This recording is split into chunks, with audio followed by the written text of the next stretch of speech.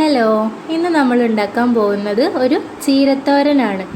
ചീരയാണ് എടുത്തിട്ടുള്ളത്. പിന്നെ ഒരു അരമുറി തേങ്ങ എടുത്തിട്ടുണ്ട്. പിന്നെ 6 പച്ചമുളക്, ഒരു സ്പൂണ് ചെറിയ ജീരകം, പിന്നെ കുറച്ച് ചെറുള്ളി വെച്ചിട്ടുണ്ട്.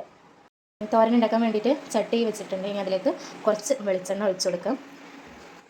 എണ്ണ ചൂടായി വന്നിട്ടുണ്ട്. ഇതിലേക്ക് അരിഞ്ഞു വെച്ചിട്ടുള്ള ചെറുള്ളി ആഡ് ചെയ്ത് കൊടുക്കാം.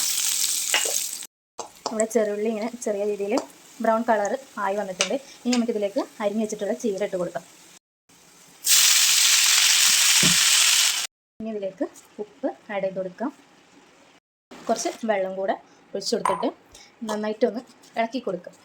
ഇതൊന്ന് നമുക്ക് അടച്ച് വെച്ച് വേവിച്ചെടുക്കാം. നമുക്ക് ഇതൊന്ന് ചതച്ചെടുക്കാം.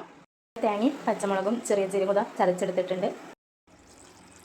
ചീര ഇവിടെ വെന്ത് വന്നിട്ടുണ്ട് കേട്ടോ. ഇനി നമുക്ക് ഇതിലേക്ക് നമ്മൾ നേരത്തെ അരച്ച് വെച്ചിട്ടുള്ള അരപ്പ് ചേർത്ത് കൊടുക്കാം.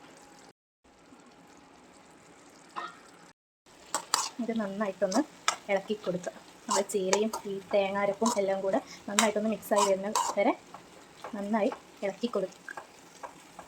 നമുക്ക് കുറച്ച് നേരം കൂടെ ഒന്ന് അടച്ച് വെച്ച് കൊടുക്കാം. ഇതാ ചീരത്തോരൻ ഇവിടെ റെഡി ആയിട്ടുണ്ട്. അപ്പോൾ വീഡിയോ ഇഷ്ടമായ എല്ലാവരും സപ്പോർട്ട് ചെയ്യണേ. Tata. Shahila Vlog, VLY. Thanks for watching.